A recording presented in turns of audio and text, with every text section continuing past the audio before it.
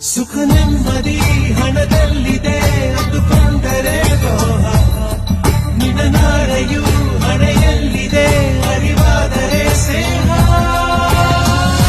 ಆಸೆಗೆ ಬದುಕೋರೆಲ್ಲ ಮಣ್ಣಾಗಿ ಹೋಗೋರೆ, ನಿಂದು ಅಷ್ಟೇ ಪ್ಯಾರೆ. ನರಮನ್ಸ ಬದುಕೋದು ಹೀಗಲ್ಲ, ಕಲಿಸೋಕೆ ಯಾರೂ ಇಲ್ಲ. ನರಮನ್ಸ ನಿಂದೇನು ನಡೆಯೊಲ್ಲ, ಅವನಿಷ್ಟದಂಗೆ